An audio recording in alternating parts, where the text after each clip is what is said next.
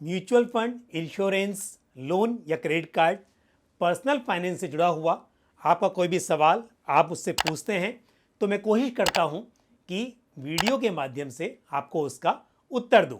नमस्कार, मैं हूं पंकज मटपाल और आज के इस वीडियो में मैं आपके कुछ प्रश्नों के उत्तर दूंगा। तो लेते हैं पहला सवाल और ये पूछा है नेहा अंसारी ने।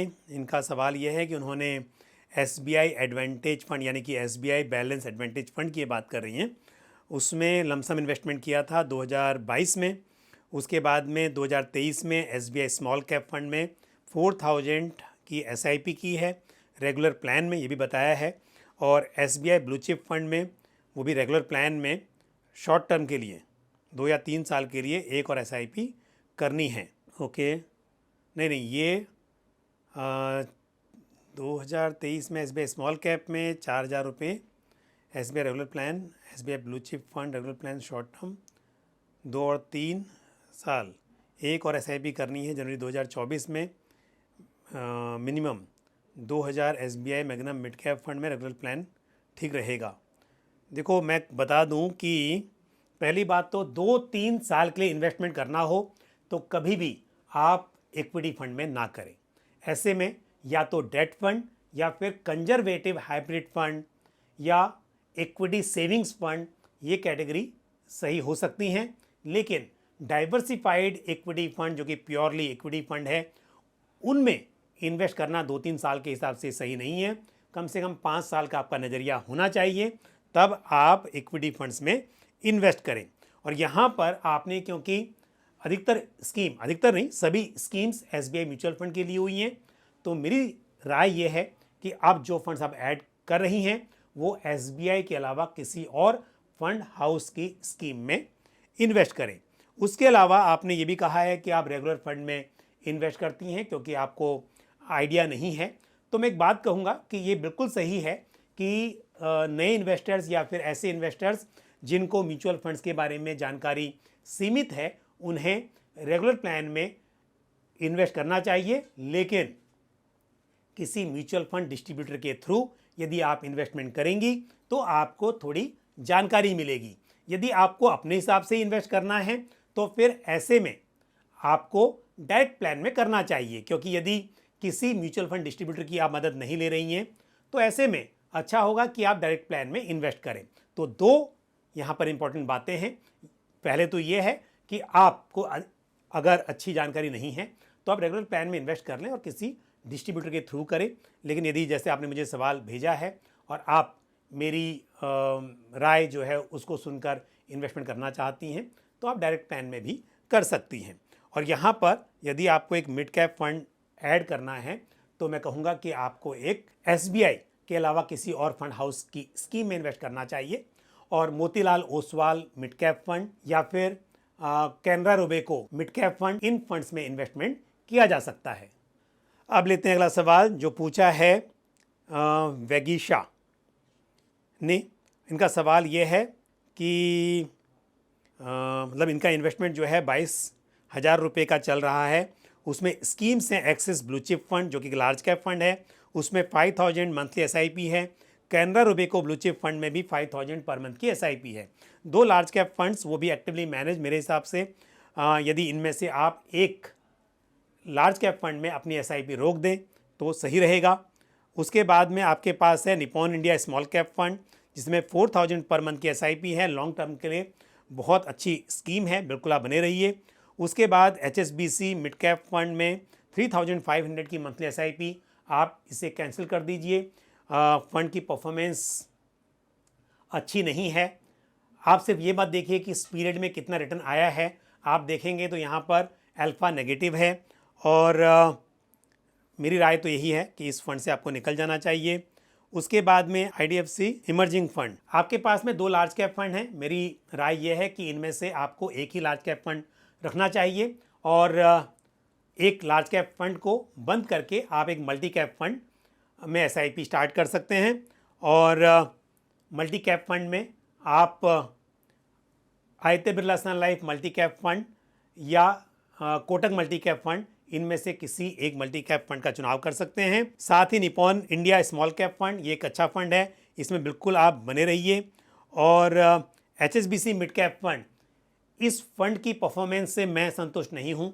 फंड का नेगेटिव अल्फा है, इस फंड से आप निकल जाइए। इसके बजाय जैसा मैंने पहले प्रश्न के उत्तर में कहा था कि आप Motilal Oswal mid cap fund या फिर Canara Robeco mid cap fund में इन्वेस्ट कर सकते हैं, वही सलाह आपके लिए भी है। तो कुछ बदलाव आपको करने चाहिए आपके पोर्टफोलियो में, ये मेरी राय है।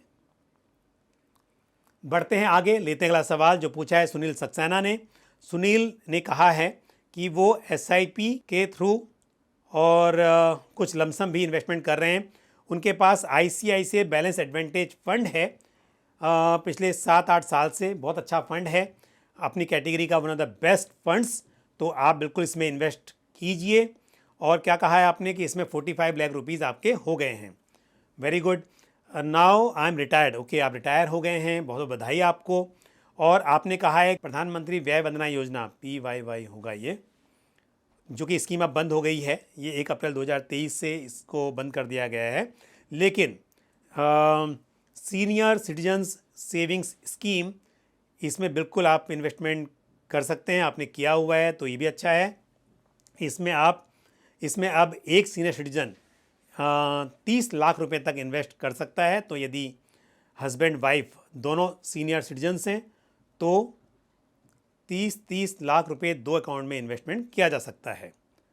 आपका सवाल क्या है? सवाल ये है कि need your advice on ICICI prudential balance advantage fund, इसमें इन्वेस्टेड रहें या इसमें से किसी फ्लेक्सी कैप फंड में। आप कह रहे हैं कि ICICI prudential flexi cap fund में STP के थ्रू स्विच कर दें 5-10 लाख रुपए। नहीं, मैं कहूँगा कि जिस हिसाब से आप बहुत सेफ प्ले करना चाह रहे हैं, आपके पास मोस्ट ऑफ द स्कीम्स जो हैं वो गारंटेड रिटर्न्स वाली हैं, एक आपके पास बैलेंस एडवांटेज फंड है, तो उसमें से फ्लेक्सी कैप फंड में स्विच करने की सलाह मैं नहीं दूंगा। मेरी राय यह है कि यदि आपको एक प्योर इक्विटी फंड रखना भी हो तो ऐसे में लार्ज कैप फंड कंसिडर किया जा सकता है। आप एक निफ्टी 50 इंडेक्स फंड अपने पोर्टफोलियो में रख सकते हैं, लेकिन एक फ्लेक्सी कैप फंड में स्विच करना मेरे हिसाब से सही नहीं रहेगा। बैलेंस एडवांटेज फंड अपने आप में एक अच्छा फंड है, आप उसी में बने रहिए, तो ये बेहतर होगा मेरे हिसाब से। बढ़ते हैं आगे, लेते हैं अगला सवाल जो पूछा है समृद्धि ने। समृद्धि का सवाल ये है कि उन्हें 5 साल के लिए इन्वेस्ट करना है और जानना चाहती हैं कि पराग पारिक फ्लेक्सी कैप फंड या HDFC बैलेंस एडवांटेज फंड, दोनों में से क्या सही रहेगा। पराग पारिक फ्लेक्सी कैप फंड एक well diversified flexi cap fund, यानी कि जो कि large cap, mid cap, small cap सभी तरह के शेयर्स में इन्वेस्ट कर सकता है। और साथ ही स्पेशली हम बात कर रहे हैं पराग पारिक फ्लेक्सी कैप फंड की, तो इसका एक्सपोजर इंटरनेशनल स्टॉक्स में भी है, यानी कि यहाँ पर एक बैलेंस एडवांटेज फंड के मुकाबले रिस्क कहीं ज़्यादा है। बैलेंस एडवांटेज फंड डेट और इक्विटी दोनों में इन्वेस्ट करता है, यानी कि ये हाइब्रिड स्कीम है। और आपने पूछा है कि आपका नज़रिया 5 साल का है, तो 5 साल के हिसाब से HDFC बैलेंस एडवांटेज फंड मेरे हिसाब से सही रहेगा।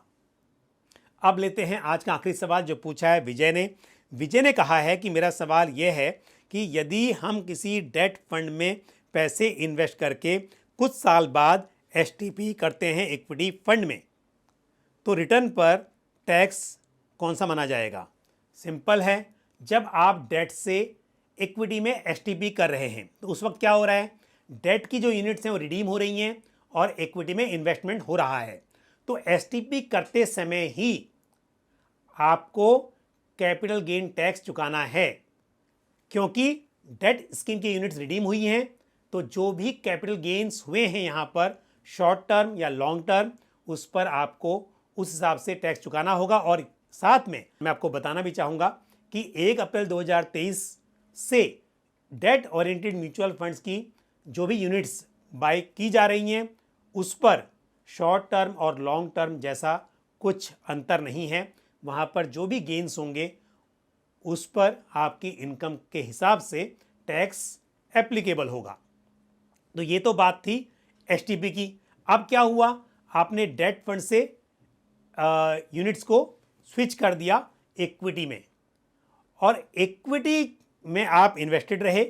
उसके बाद कुछ ईयर्स के बाद जब उन यूनिट्स को आप रिडीम करेंगे, उस वक्त वहां पर इक्विटी स्कीम्स पर जो टैक्सेशन एप्लीकेबल होता है उस हिसाब से लगेगा, यानी कि पहले 1 लाख के ऊपर टैक्स एप्लीकेबल नहीं होता है और पूरे फाइनेंशियल ईयर में 1 लाख से अधिक जो भी कैपिटल गेन हुआ है उस पर 10% के रेट से long term capital gain applicable होता है। लेकिन ये मैं बात कर रहा हूं लॉन्ग टर्म की, यानी कि 1 साल होल्ड करने के बाद जब आप यूनिट्स को रिडीम करेंगे, यदि इक्विटी फंड से विद इन 1 ईयर यूनिट्स को रिडीम कर दिया जाता है तो यहाँ पर जो भी टोटल गेन्स होते हैं यहाँ पर 1 लाख से एक्सीड करेगा तब टैक्स लगेगा, ऐसा नहीं है। यहाँ पर जो भी गेन्स होंगे उस पर शॉर्ट टर्म कैपिटल गेन्स 15% के रेट से एप्लीकेबल होगा। पर मैं ये मान के चल रहा हूँ कि यदि आप इक्विटी में इन्वेस्ट करते हैं तो कम से कम 1 साल तो इन्वेस्टेड रहेंगे ही। दूसरी बात यहाँ पर एक और ऐड कर दूँ, जब मैंने कहा कि डेट से आप इक्विटी में करेंगे तो वहाँ पर 1 अप्रैल के बाद जो यूनिट्स बाय की गई हैं वहाँ पर शॉर्ट टर्म और लॉन्ग टर्म जैसा कुछ अंतर नहीं है। पूरे गेन्स पर इनकम के हिसाब से टैक्स लगता है, लेकिन 31 मार्च 2023 तक जो भी यूनिट्स बाय की गई हैं उस पर पुराने नियम लागू रहेंगे, यानी कि 3 साल का होल्डिंग पीरियड, यानी कि 3 साल तक होल्ड किया हुआ है कोई यूनिट्स हो, उसके बाद आप स्विच कर रहे हैं, एसटीपी कर रहे हैं या रिडीम कर रहे हैं, तो वहाँ पर long term capital gain tax with indexation benefit applicable होगा। और यदि यूनिट्स को 3 साल पूरे नहीं हुए हैं तो फिर short term capital gain tax applicable होगा। तो आज के इस वीडियो में मैंने आपके कुछ सवालों के उत्तर देने की कोशिश की। मुझे उम्मीद है कि ये उत्तर आपको ठीक से समझ में आए होंगे, जानकारी आपको पसंद आई होगी। वीडियो को लाइक करना और शेयर करना ना भूलें, और साथ में आपका कोई भी सवाल या सुझाव हो तो आप कमेंट बॉक्स में पोस्ट कर सकते हैं। आज के इस वीडियो में इतना ही, लेकिन अगले वीडियो में फिर आपसे मुलाकात होगी। फिर मैं आपके सवालों के उत्तर दूंगा या कोई जानकारी आपके साथ शेयर करूंगा। तब तक के लिए मुझे दीजिए इजाज़त। धन्यवाद। जय हिंद। म्यूचुअल फंड निवेश बाजार जोखिमों के अधीन है। योजना से संबंधित सभी दस्तावेजों को ध्यान से पढ़ें।